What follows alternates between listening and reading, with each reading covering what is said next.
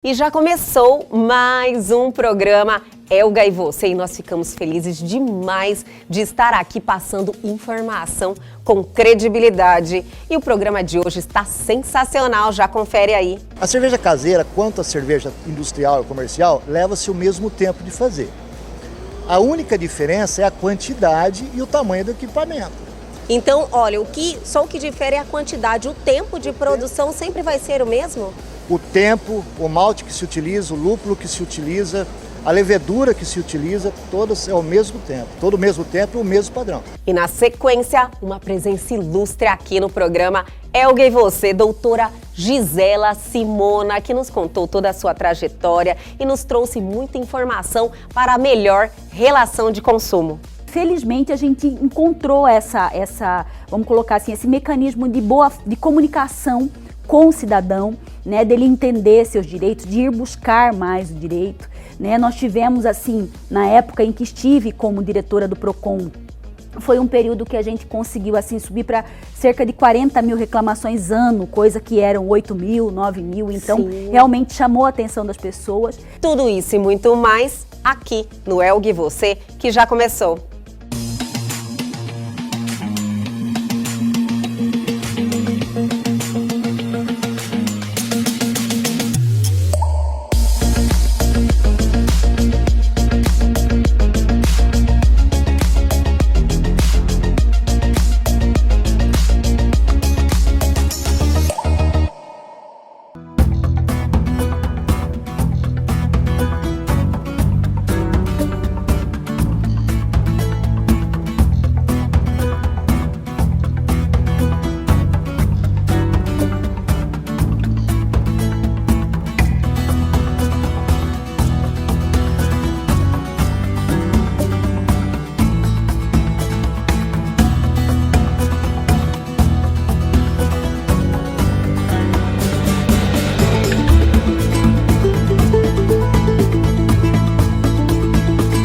E chegou aquele momento gostoso do programa Elga e Você, que tem muita descontração e informação aqui com o Precito, o atacado da cerveja, essa loja maravilhosa que está junto com o Elga e Você nessa jornada, passando muita informação sobre cerveja, que olha, já dá aquela sensação de alegria só de pensar. E eu estou aqui ao lado do Moacir Pinto, que é advogado e apaixonado por cerveja, olha, cheio de informação, e eu estou muito curiosa por esse bate-papo.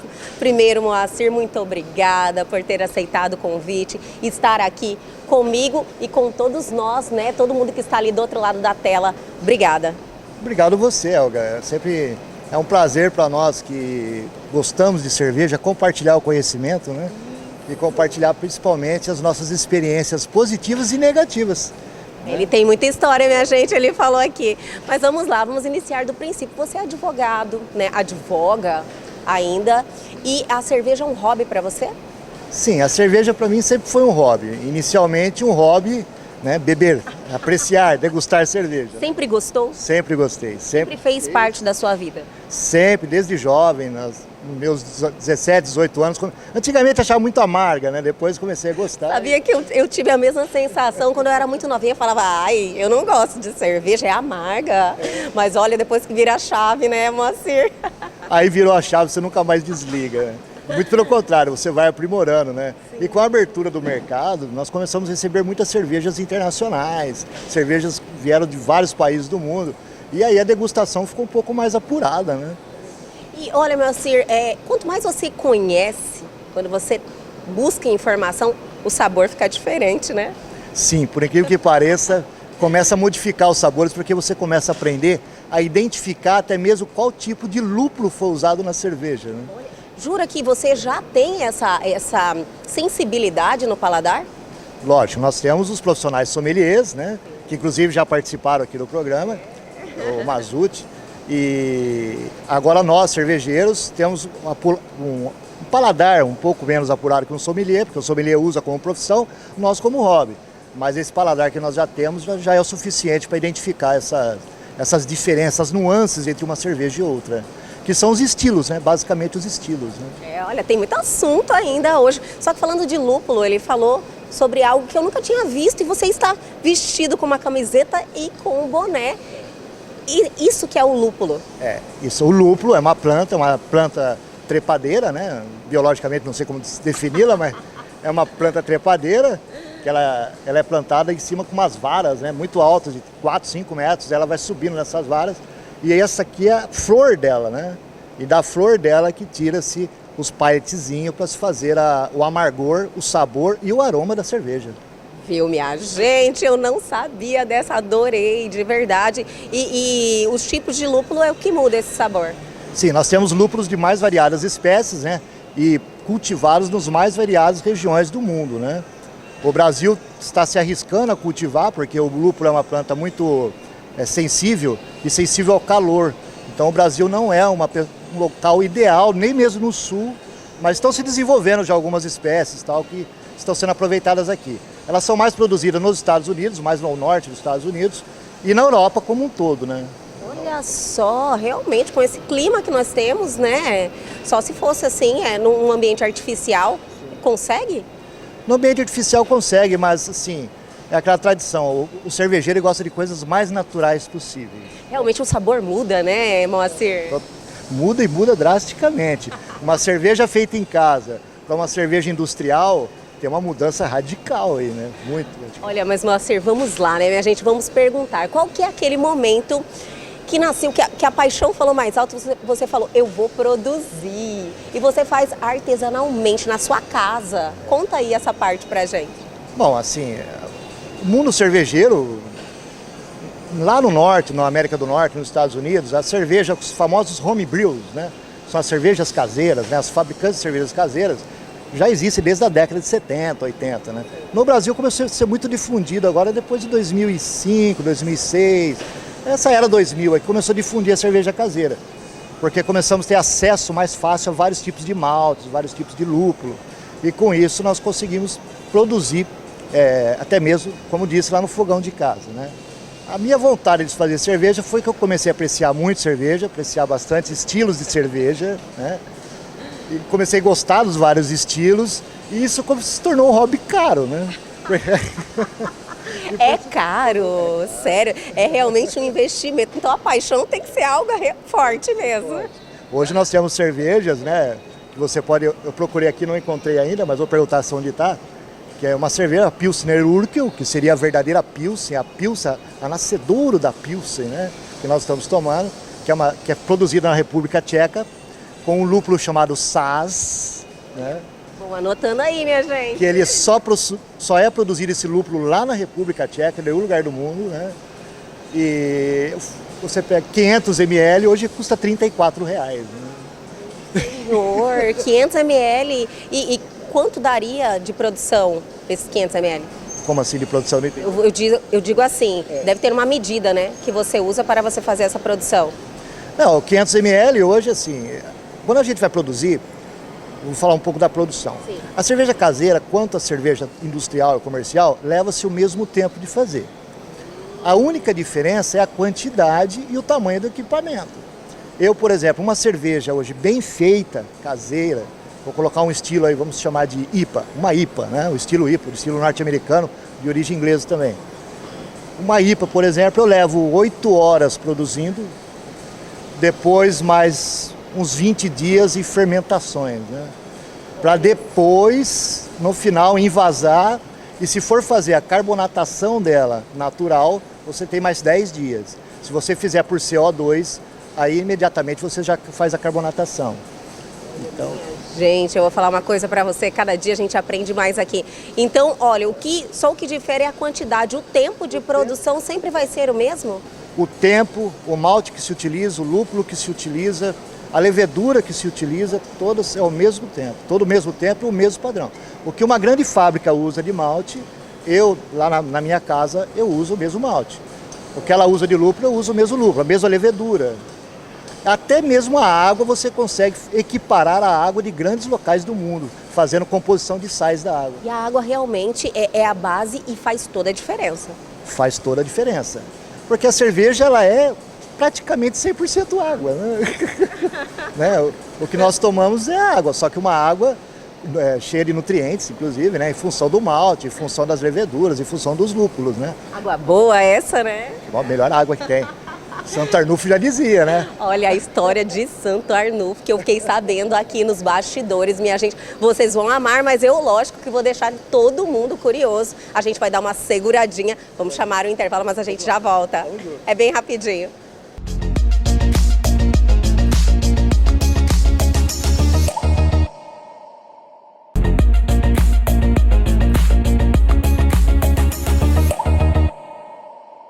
Estamos de volta com esse bate-papo sensacional, cheio de descontração e informação. Sempre que a gente vem aqui no Precito, Moacir, é uma delícia.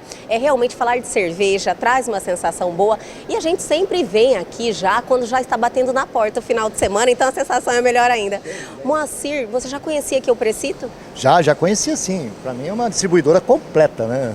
Completa. Realmente, para você que tem um conhecimento vasto sobre cerveja, o Precito atende bem o mercado? Atende muito bem o mercado. Não só para cervejas, demais bebidas também, né? Verdade. Tem mais vários tipos de bebidas aqui. Sim. E preço bom, hein?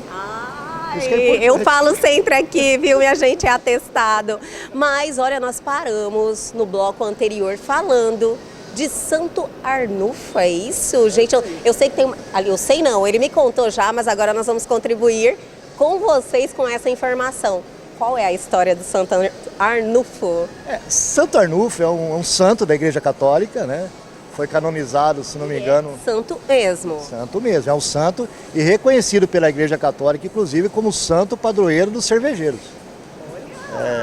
Santo Arnulfo tem uma... Por que ele se tornou santo, né? Inclusive por função da cerveja, né? É bem interessante. Não poderia ser diferente, né, minha gente? O Santo Arnulfo, ele foi um bispo, né? Um bispo francês, que ele vivia numa cidade chamada Metz, na França, né? No interior da França.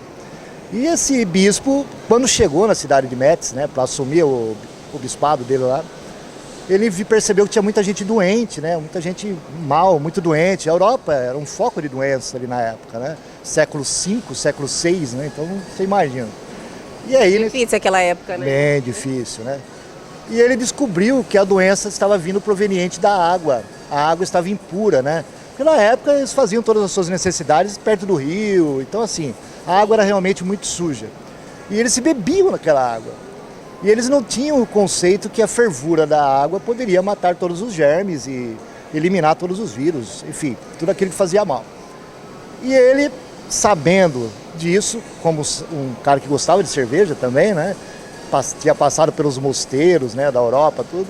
Ele lembrou que para se fazer a cerveja você ferve a água até 100 graus, né? Você ferve o malte junto com a água, chega a 100 graus, né, o seu ponto de ebulição.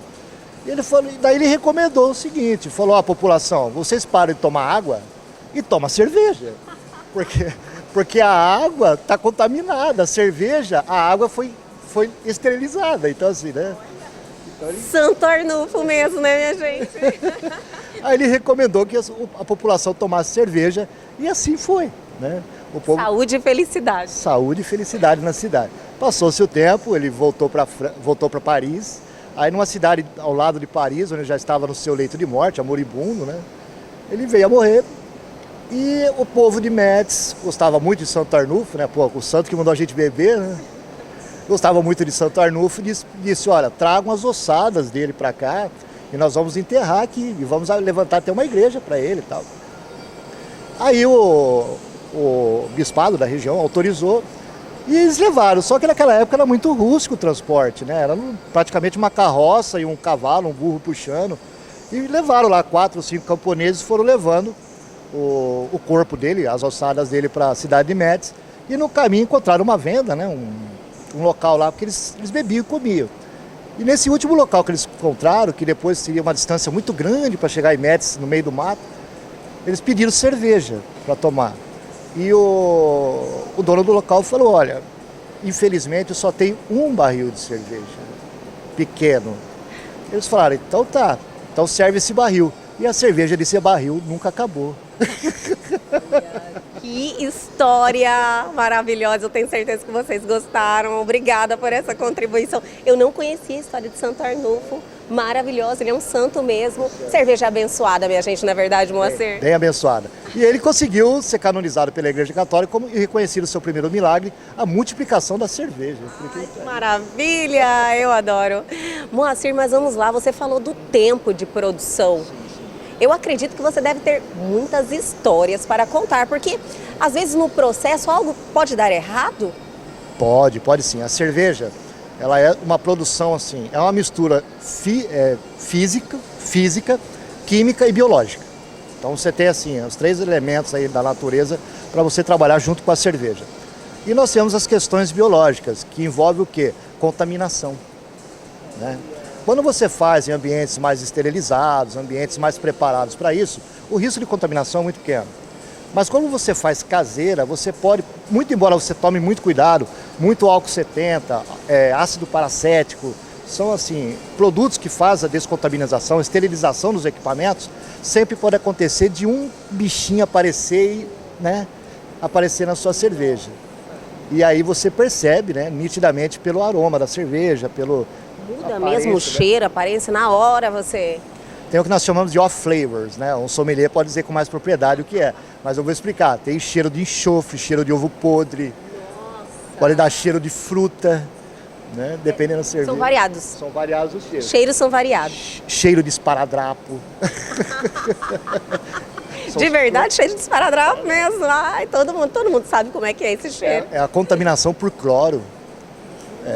Eu já tive casos de eu terminar a cerveja, colocar para fermentar, de repente eu senti um cheiro no meu freezer, estranho. A hora que eu abri a cerveja, veio aquele cheiro de enxofre, né? Aí foi na descarga, aperta a descarga e 50 litros. 50 litros. Depois, quantos dias já tinha essa preparação? Já estava no seu 10º dia, já mais ou menos, por aí. Olha. E a experiência te faz evitar esse tipo de problema? Faz. Quanto mais você faz cerveja, mais você aprende. E mais independente você fica, porque para se fazer uma cerveja é como se fosse fazer um bolo, você tem uma receita, né? E aí inicialmente você começa copiando receitas de outras pessoas, né, que deram certo, e depois você vai criando habilidade para criar sua própria receita, né? Qual que é a sua preferida, a sua criação? A minha escola que eu gosto mais é a escola alemã. Nós temos 4 escolas cervejeiras, né? A escola alemã, a escola norte-americana, a escola britânica e a escola franco-belga, né? Os belgas são bastante... Existe um diferencial de uma escola para outra, assim, algo que realmente marca? Existe. Posso dizer assim, é difícil falar, mas é a pegada da cerveja. Entendi. Assim, por exemplo, eu fiz um curso em que o palestrante ele explicava, ele falava, olha, relacione você, por exemplo, por que as cervejas americanas são tão intensas, né? São cheirosas, amargas, aquela cerveja que você toma, você fala, putz, né? Marcante. Marcou. O americano é intenso, né? O americano é intenso, né? Ele é todo intenso, né? Tem a Fórmula 1, mas ele tem a Fórmula Indy, né? Então, eles são intensos, né? Então ele diz o seguinte, que o estilo da escola traz muito o estilo da cultura do povo. Aí você pega, por exemplo, a cerveja inglesa, é uma cerveja equilibrada, amargor equilibrado, né? Aquela pontualidade britânica, né? Como eles. Ela não é enjoada, ela é uma cerveja mais, né? Aí você pega a Na belga... medida. A cervejinha boa, né? Aí você pega o alemão, já gosta de festa, né? Festa, bagunça, blá, blá, blá. As melhores festas, né, de cerveja são alemãs. Sim, é o Oktoberfest, né? Tem um filme na Netflix que fala do Oktoberfest, muito bom o filme. Eu super recomendo, também gosto. Chama Oktoberfest. E aí você tem os belgas, né? Os belgas é a região mais fria, né? Então, assim, cervejas mais intensas, com alto teor alcoólico, né? Uma cerveja belga hoje, a média é de 6 para cima, 6% de álcool para cima, né? Nossa, elas são bem... O álcool é mais marcante, as belgas. As belgas. E daí você tem as cervejas que não são conhecidas como escola, mas são as cervejas que ficam mais nas Noruega, Dinamarca, né? Já não são escolas, mas tende a ser uma cerveja como as belgas, né? São cervejas mais fortes, mais intensas, né? Agora, eu gosto da alemã, né? Eu gosto muito das cervejas com base de trigo, né? Ele gosta de festa, viu, minha gente? Bastante. cervejas com base de trigo e me especializar é o modo de dizer, né? Eu foco muito na escola alemã. Né? Você tem a cerveja caseira Santo Arnulf, é isso? Como que é como você trabalha com a cerveja caseira? Sim. Inicialmente... Só para os amigos? É isso que eu quero saber. Tem alguma coisa comercial? Inicialmente até eu tive uma pegada comercial, né? Inclusive coloquei o nome, registrei o nome, fiz uma série, fiz o rótulo, né? Aquele sonho, todo cervejeiro caseiro um dia ele quer se tornar um industrial, né? Mas aí a minha... Nós queremos sempre seguir em frente, né? Justamente. E aí eu fiz uma pegadinha comercial, mas assim, mais com os colegas, né? Mais próximos da gente. E depois eu falei, não, a minha paixão pela advocacia também tá grande, né? Advocacia... Por enquanto, né, minha gente, os anos vão passando, eu acho que essa paixão aí pela cerveja vai tomar conta. Mas, Moacir, nós estamos aqui no Precito e sempre temos aquela tradição de terminar esse bate-papo. Gente, esse bate-papo que eu tenho certeza que vai acontecer muitas vezes, porque eu adorei essa energia que você tem e todo o seu conhecimento, e a gente precisa contribuir com os nossos telespectadores para passar essa informação. Um bate-papo maravilhoso, eu adorei. Mas nós sempre terminamos aqui tomando uma, vamos? Vamos tomar. Então vamos.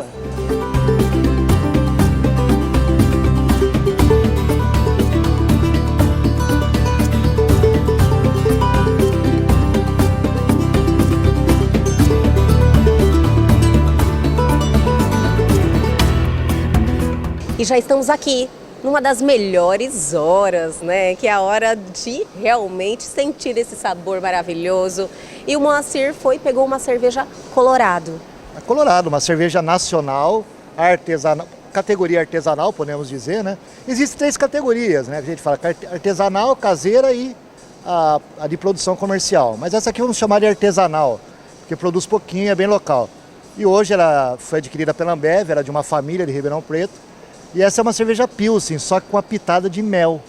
Né? Ela realmente tem um sabor diferente. É uma das minhas preferidas, viu, Moacir? Porque não tem aquela sensibilidade, aquele conhecimento. Quando você fala de cerveja artesanal, para mim ainda é algo bem generalizado.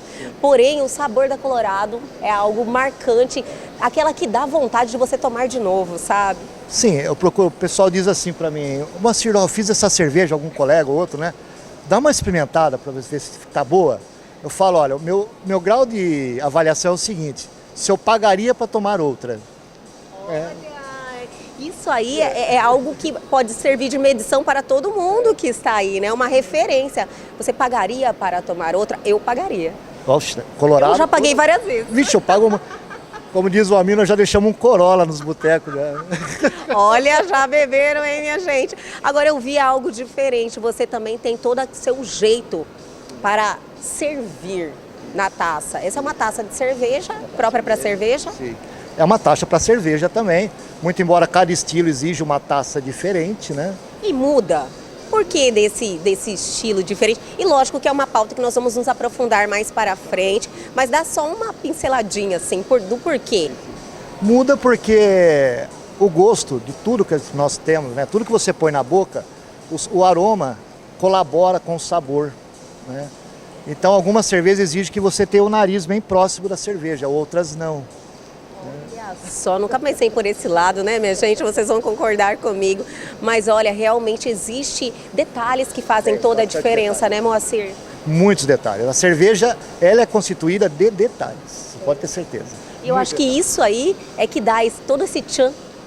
E aí quando você começa a fabricar a cerveja, você começa a tomar a cerveja e ver aquilo que você fez, né? Aquele resultado gratificante, né? Aí os colegas vão tomar e falar, cara, que cerveja maravilhosa, o que você fez aqui? Então você fica esperando aquele momento que a pessoa toma e fala, olha, boa demais. A satisfação do cervejeiro é ver o sorriso na boca do amigo, da família, né? Quando experimenta a sua cerveja que você tomou. Né? Moacir, né? Mais uma vez, eu adorei. E aí, vamos tomar? Vamos tomar uma. Vamos fazer um brinde em homenagem a Santo Arnulfo. Santo Arnulfo era francês e saúde, o francês é santé. Santé.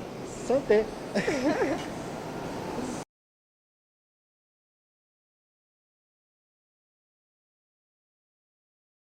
Deliciosa. Deliciosa. Maravilhosa mesmo, minha gente. Olha, geladinha. Olha, este bate-papo foi sensacional, eu adorei a sua energia, é incrível, você realmente detém muita informação e eu quero te convidar aqui para retornar ao nosso programa. Retornaremos, só convidar, estarei aqui à disposição. Quando já vai sair daqui com a data marcada. Com certeza. Muito obrigada e até a próxima, Moacir. Até mais, pessoal. E o Elgue Você de hoje continua. Nós só estamos começando, minha gente. Agora vamos diretamente para o nosso estúdio em mais um bate-papo sensacional e cheio de energia. E aí, vamos tomar uma?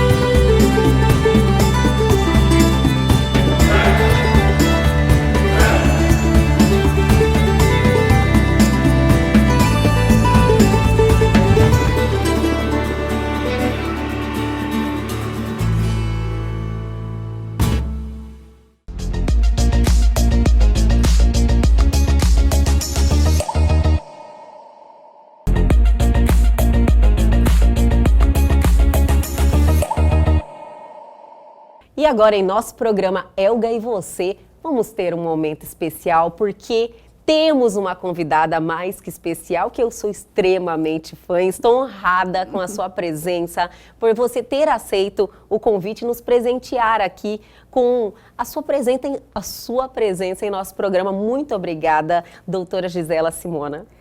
Elga, eu que agradeço a oportunidade de estar aqui, a honra é toda minha, né, de estar participando desse programa que já está aí no coração de todo mundo. Obrigada. Né? E é uma honra estar aqui, podermos bater um papo legal aí sobre Cuiabá, sobre Mato Grosso, né, sobre tudo que está nos rodeando aí enquanto consumidores também. E sobre você, que é o mais importante aqui. Eu sou sua fã, né, quando eu tive conhecimento da Gisela Simona, você estava como presidente do PROCON, estava à frente do PROCON.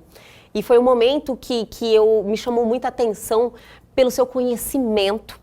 Eu falei isso antes de iniciarmos a entrevista. Você tem o dom da palavra, né? Você tem o domínio, as pessoas te ouvem, mas você tem um conhecimento assim gigante do assunto e coloca isso de uma forma que as pessoas, em um momento importante que a gente estava vivendo aquela fase de transformação em relação aos direitos do consumidor, foi muito importante, porque o consumidor era muito desrespeitado.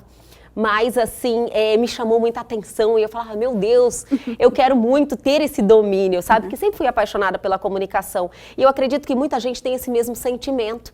Mas bacana. Eu quero saber, assim, mais da Gisela, né? Gisela, você sempre foi assim na sua vida, que tem o dom da comunicação, sempre foi uma pessoa que buscou os direitos, você se via como alguém, como uma advogada?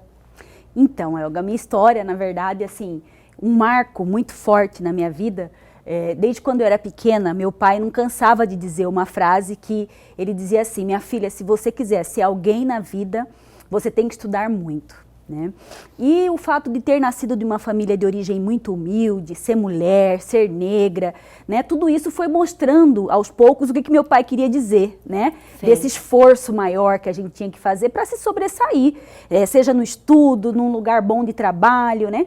E eu sempre fui, né, sem modéstia também um pouco, né? Mas assim, sempre fui muito esforçada no sentido de estudar muito, entendi a importância do estudo e talvez por toda essa minha origem, né, eu sempre prestei muita atenção nessa questão da discriminação, das desigualdades, né? O que me fez querer fazer o curso de Direito, né? Eu acreditava que fazendo Direito, sendo advogado, eu ia acabar com as injustiças do mundo, né?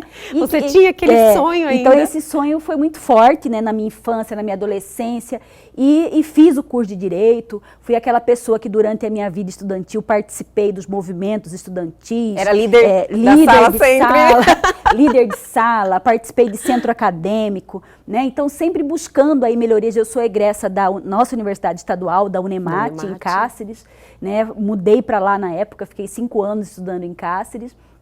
E isso veio junto comigo muito forte, né? Nessa questão da luta por direitos. E resolvi fazer um concurso público. Eu sou concursada no PROCON Mato Grosso, né? Então a minha história no PROCON, ela não é só como um dirigente ou um cargo de confiança, eu sou concursada lá.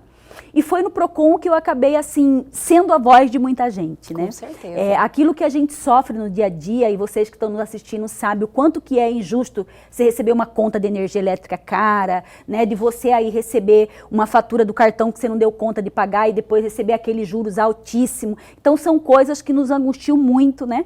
E essas pessoas, quando iam ao PROCON, né? Você ia sentindo aquela vulnerabilidade, aquela fragilidade da pessoa não ter como brigar. Sim. Né? E falei, gente, o PROCON precisa dar voz para essas pessoas, né? O PROCON precisa realmente fazer mais, né?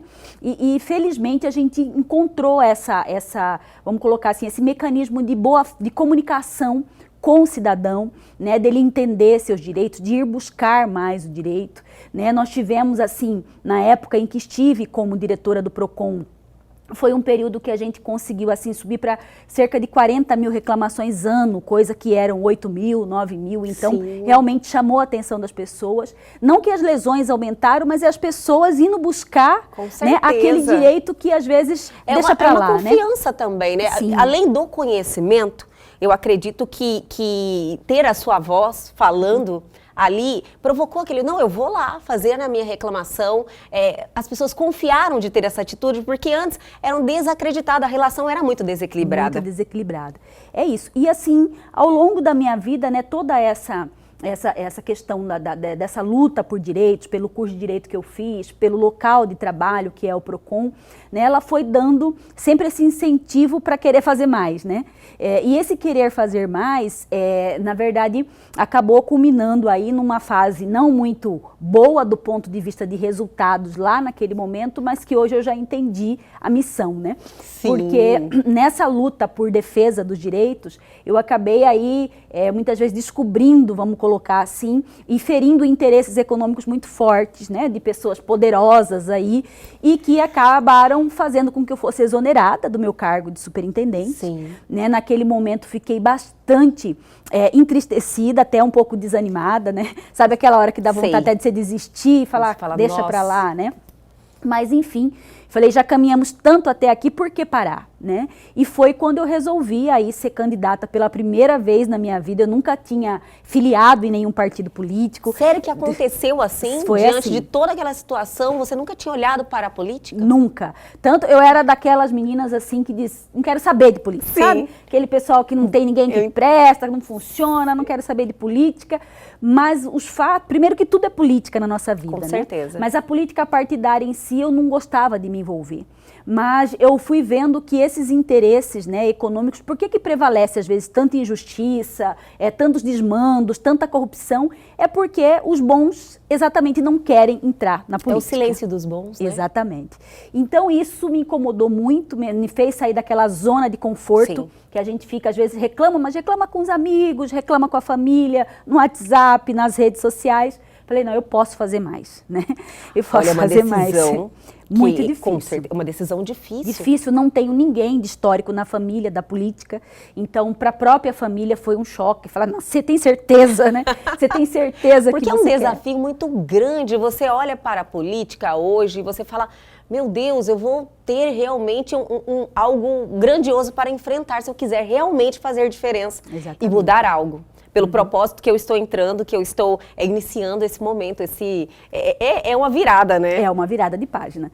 E aí vejam que, lembrando ainda dos ensinamentos do meu pai, né? Porque quando ele dizia, é pelo conhecimento que você vai fazer a diferença, então eu sempre também me dediquei para isso, né? Me preparei para ser uma candidata, no sentido de, ainda que com pouco tempo, né? Mas eu quis fazer uma proposta que realmente as pessoas sentissem nessas propostas que eu estava preparada para assumir a função. Né? E fui lá em 2018, candidata a deputada federal, né? Tive a honra aí de ter mais de 50 mil votos, né? Foram 50.682, né? É muita gente avalizando, é muita né? gente, então... É uma sensação... É ótima, né? Eu não ganhei a eleição, mas eu falo que fui vitoriosa, sim. Né? E, na verdade, senti a força daqueles que eu defendi a vida toda. Sim. Né? Que são exatamente os consumidores, porque foi esse trabalho junto ao PROCON que acabou fazendo com que as pessoas tivessem essa confiança, me dessem esse voto de confiança, né? Com toda certeza. Então, eu sou muito grata a cada um desses votos que recebi, né? E isso me impulsionou a não querer desistir. né, a não querer desistir. Com certeza. Né? Vejam que só em Cuiabá foram 12% dos votos válidos, foram mais de 33 mil votos só na capital de Mato Grosso. Né? Então foi isso que acabou culminando também depois lá na eleição para a prefeitura, né, por conta exatamente dessa boa receptividade, dessa boa acolhida do povo cuiabano. A né? política é uma trajetória, né? E você está apenas uma no trajetória. início. No início. Lógico, porque já acolheu, assim, uma resposta muito grande. Eu acho que 50 mil pessoas te avalizando, acreditando no seu trabalho é muito expressivo. Mas, assim, a política é algo que você vai subindo degrau em degrau, eu acredito nisso. É a tentativa. E eu acredito que no próximo degrau, eu tenho certeza que você já deve estar preparando e deve ter algo que pode nos contar também, mas você, muito que provavelmente, vai concluir o seu objetivo. É o que quero muito, né? Em nome de uma causa, né? Sim. Porque vejam que a minha história, como eu disse aqui, ela é muito voltada para a questão da defesa do consumidor. Então, eu creio que hoje, quando a gente tem a oportunidade de ir a um congresso nacional, você vê muitos segmentos muito bem representados, né? O pessoal que representa lá o agronegócio está lá, Sim. as pessoas que representam o comércio, a indústria, está todo mundo lá, mas quem representa o consumidor, né? Que somos todos nós. Então, acordamos exatamente. sendo consumidores. Então precisamos, nós que somos mulheres, né, veja o quanto ainda é pequena essa representatividade. Então tudo isso acaba nos impulsionando a dizer, vai, né, tente. É um momento que, Gisela, que tudo flui para isso. Você ser uma mulher, né? E as mulheres estão aí em busca de se posicionarem na política. Exatamente. Nós precisamos, olha só, se você for fazer as contas das mulheres na política, são muito poucas ainda. Então, nós somos aí hoje já mais de 50% de eleitoras aí no Brasil, né? Mas temos um número muito reduzido nas representações, seja no Congresso Nacional, nas Assembleias Legislativas, no Executivo. Então, engraçado pensar dessa forma, né? Então é a nossa vez. Nós temos que brigar, lutar e conseguir chegar ao nosso espaço, né? Como dizem, né? Nós podemos estar onde nós quisermos estar. Então basta que com isso a gente faça a nossa parte, né? E é isso, eu acredito que é mostrando serviço, que é trabalhando, que a gente chega lá. Então acredito muito nisso, acredito muito nessa questão lá dos ensinamentos do meu pai, né? De que é estudando que a gente vai conseguir fazer a diferença. Então eu continuo isso. Agora fazendo formação política, como eu falei, eu saí da direção do PROCON, mas como eu sou concursada, então eu continuo trabalhando, né, junto ao PROCON, na defesa do consumidor, não estou como dirigente, mas estou lá no dia a dia, fazendo do meu jeito a defesa dos consumidores aí do nosso estado. Que maravilha! Eu fico feliz com isso, porque fez e faz a diferença, porque a vida é assim, né? As coisas, infelizmente, os problemas continuam acontecendo, e eu quero falar um pouquinho sobre isso, porém, eu quero, antes de nós chamarmos o próximo bloco, eu quero pontuar aqui como faz diferença, né, quando você tem uma família que te mostra o caminho. E como essas frases, que o que você me falou, que o seu pai te falava, eu tenho a mesma história do que o seu pai fala para você na hora. Porque a criança, ela é inocente, ela olha e ela acredita de verdade naquilo, ela entende que é a pessoa que você mais confia. Então, como os pais têm que ter essa responsabilidade, né? Essa sabedoria, né? De deixar. E meu pai é isso, né? Ele fala que a gente, e eu faço parte do Rotary também, que é uma instituição muito séria em todo mundo, né? E a gente sempre aprende que a gente lidera pelo exemplo, né?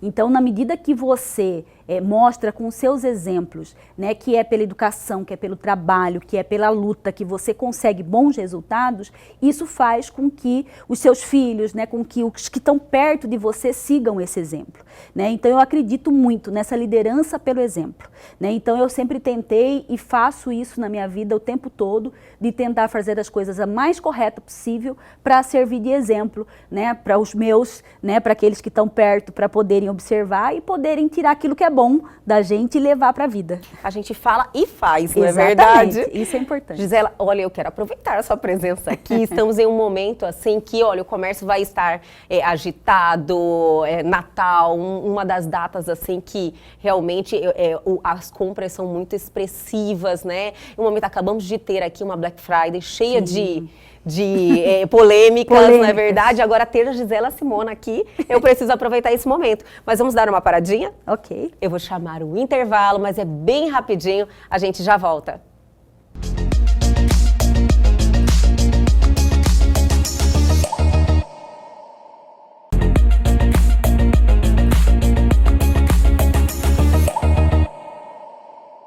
Estamos de volta nesse dia especial, recebendo a doutora Gisela Simona, que está aqui, fez e faz muito pelos consumidores, nos sentimos representados agora, assim, mais confiantes, estamos em um outro momento, podemos dizer assim? Sim. Podemos dizer, né? Nós tivemos aí, agora o Código de Defesa do Consumidor já tem seus mais de 30 anos, né? É uma lei nova do ponto, se nós formos analisar todo o contexto jurídico, né, legislativo aí do nosso país, mas é uma lei que pegou, né, em muitos sentidos, porque o consumidor se empodera, né? Ele muitas vezes, eu vou acionar o PROCON, né? Aí nós tivemos uma lei que exige lá que tenha um Código de Defesa do Consumidor ali nas empresas, a mostra, embora não é um código que é autoexplicativo, né, é muito principiológico, então muita gente pega e não acha nada ali. Mas enfim, só o fato de ter aquele exemplar parece que já dá uma segurança, né? Sim. Para o consumidor, então isso é muito bacana. Então esse empoderamento do consumidor é muito bacana, essa facilidade de reclamar pelas redes sociais também fez com que as empresas criassem canais específicos para receber, porque o dano à imagem é grande, né? Quando alguém coloca uma situação crítica ali. Então muitas empresas criaram vários canais, né, para receber essas reclamações. Houve uma adequação mesmo, de verdade. Uma adequação. Então o que, na verdade, eu creio que é o grande objetivo é exatamente isso. Né? Você criar um empoderamento para que o consumidor direto com o fornecedor já resolva esses problemas. Sim. E o que vai ao PROCON, ao que vai ao judiciário, é aqueles casos mais complexos, né, que já não é possível mesmo você resolver ali só no diálogo, né? Mas nós vamos chegar nesse ponto. Com certeza. Vamos chegar. Gisela, eu gostaria de iniciar falando em relação à última Black Friday. Foi muito questionada, muitos fornecedores fizeram uma falsa, né, que já foi comprovado, uma falsa oferta, né, aumentaram os preços, baixaram os preços, teve alguns casos. Como foi isso aí diretamente? Houve muitas reclamações? Houve. Na verdade, os PROCONs do país todo, né, ele já, aí, quando é véspera da Black Friday, geralmente até 3 meses antes, começa a se fazer levantamento de preços de vários produtos em lojas. Nessas lojas, principalmente do varejo, que fazem grandes publicidades. Sim. Então já é feito uma coleta desses dados, do preço ao consumidor. E quando chega no dia da Black Friday, se faz essa comparação. E o que se constatou em vários estados brasileiros, né? É que é aquela situação, né? Aumenta para falar que abaixou. Sim. Infelizmente, essa fraude. E é a dica que a gente sempre dá para o consumidor, né? Para que ele, se ele está namorando já um determinado produto, né? Eu vou querer um aparelho celular, uma televisão nova, que antes mesmo do dia da oferta ele já vai lá fazendo a tomada de preço. Exatamente, fazendo a tomada de preço para ver se vai baixar o preço ou não.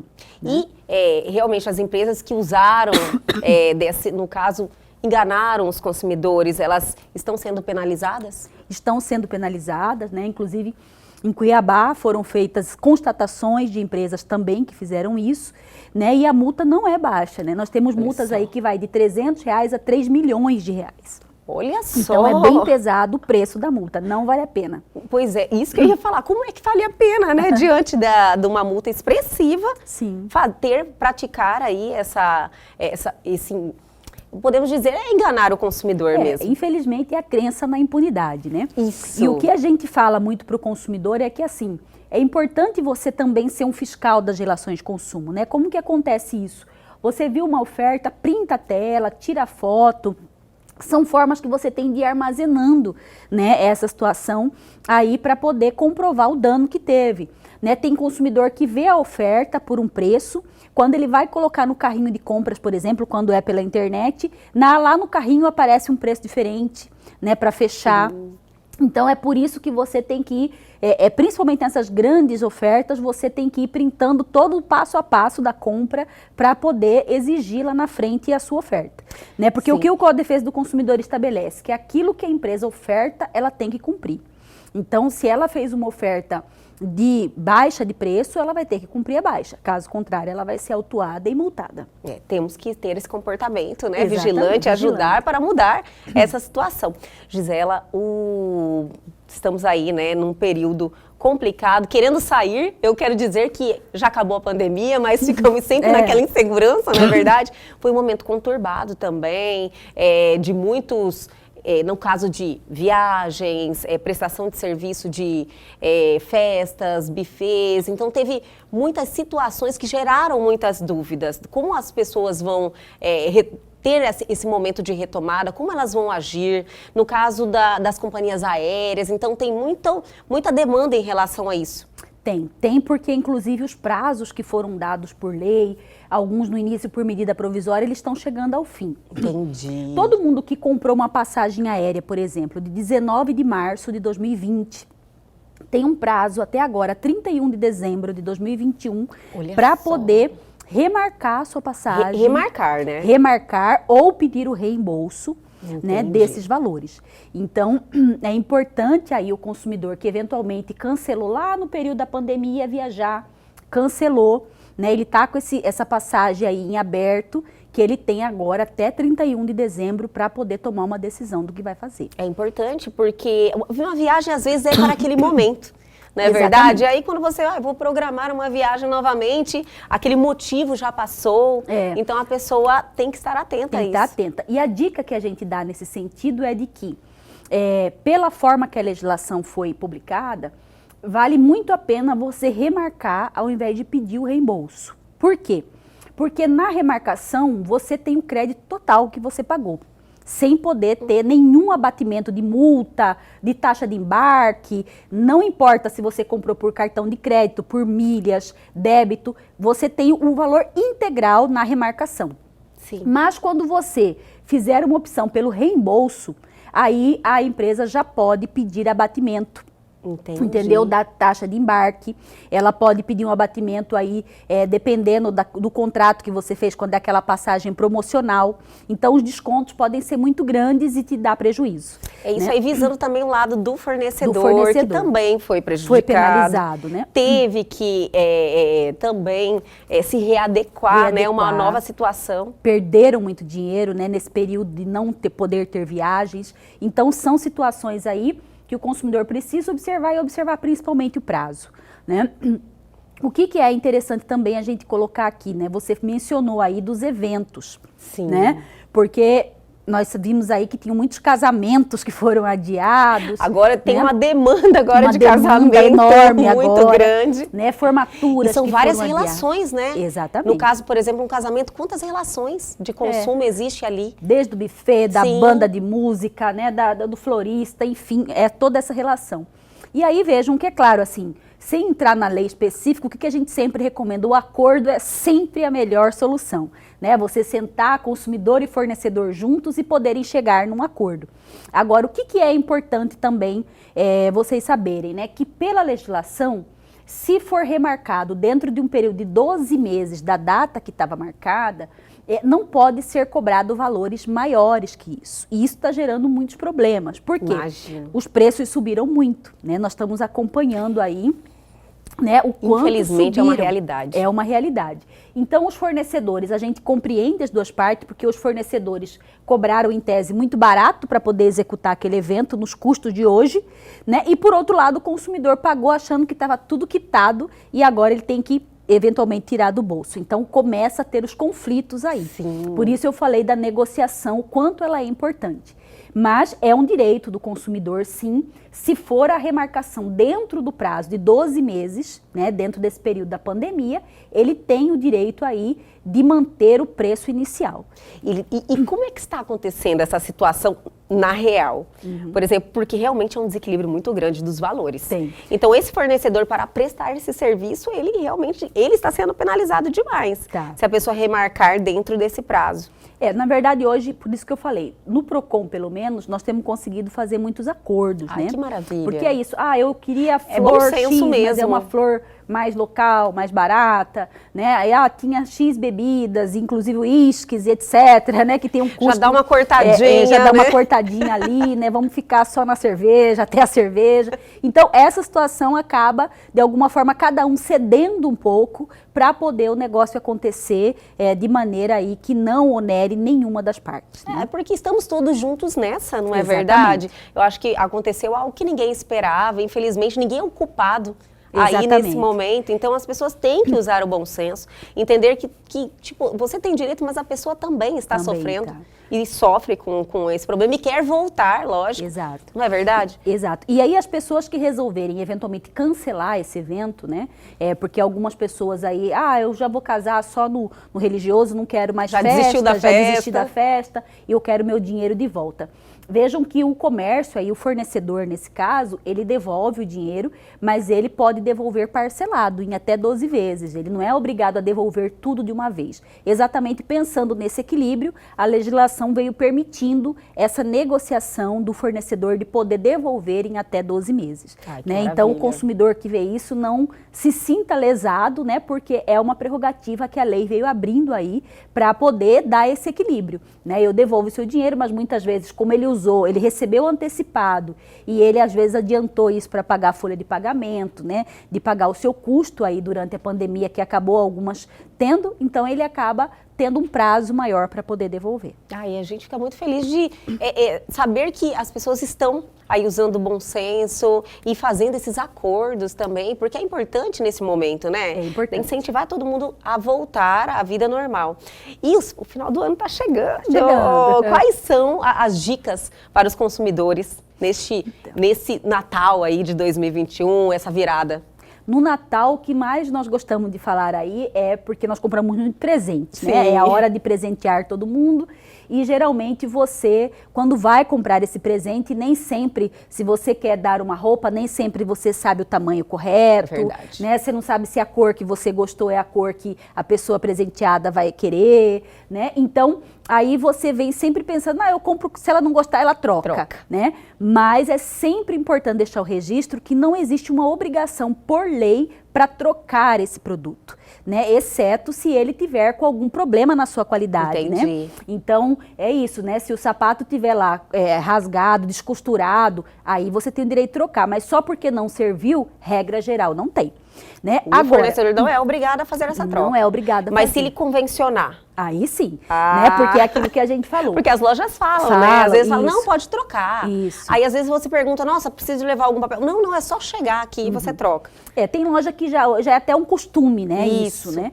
Mas é sempre importante, quando até você não tem, não conhece aquela loja, você tem todo o direito de exigir algo por escrito quando ela falar que pode trocar, né? Tem produto, quando é roupa, geralmente na etiqueta já tem isso. É verdade. Quando é a caixa de sapato, às vezes tem até um carimbo que eles colocam ali na hora, que, né, dizendo que pode. Então é importante ter isso e aí pode ter condições.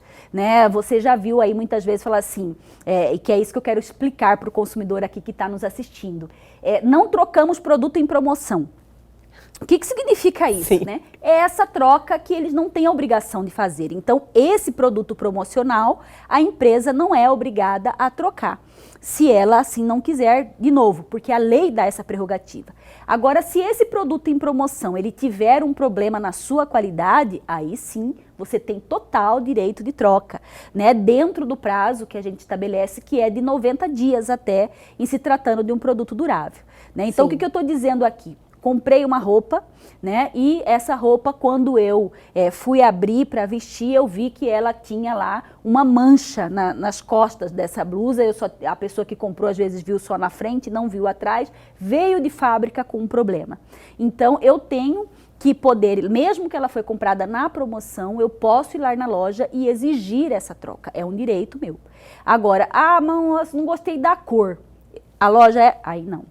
Né? Então é sempre importante falar essa dica aí, porque às vezes tem muita confusão nesse sentido. Esclarecer, levar conhecimento, né, Gisela, eu acho que evita muitos conflitos desnecessários que incham o nosso judiciário aí lá na fase administrativa, ainda no PROCON, de ações que poderiam muito bem ser solucionadas com uma boa conversa, que agora é uma tendência do judiciário, né? Exatamente. E o que eu quero assim, até aproveitar a sua audiência aqui, né? Existe hoje uma plataforma na internet aí que é do governo federal, né, que é o site www.consumidor.gov.br. Esse é um site que é do governo federal, em que nós, consumidores, em qualquer dia da semana, 24 horas por dia, nós podemos entrar e fazer uma reclamação. Olha que maravilha. E esse site é bacana porque a empresa tem no máximo 10 dias para resolver ou para apresentar uma resposta para você. Né? E nós temos um índice de solução muito bom, que é acima de 70% nessa plataforma, então vale muito a pena.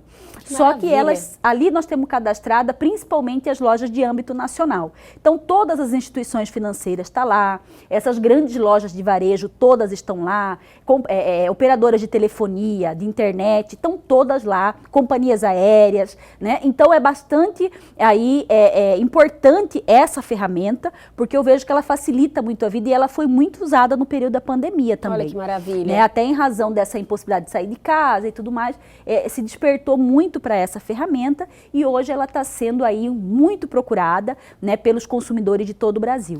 Eu percebo que houve uma mudança, assim, de consciência dos consumidores também, de buscarem realmente a solução do conflito. Exato. Não é verdade? É verdade. E aí o que eu coloco até em atenção às empresas aqui, aos empresários, né, comerciantes que estão nos assistindo também. O que eu vejo de interessante, enquanto o consumidor ele vai ao Procon ou ele vai a uma plataforma como essa online para tentar, ele só quer resolver o problema, entendeu? Sim. Ele não quer ali uma indenização, ele não quer um plus, ele quer resolver, né? Então é muito importante que você aí que tem sua empresa, que tenha uma pessoa dedicada a resolver esses conflitos nessa fase administrativa. Né? Isso evita tantos aborrecimentos, perda de tempo e etc. para todos, né? Então é muito interessante aí usar dessas ferramentas.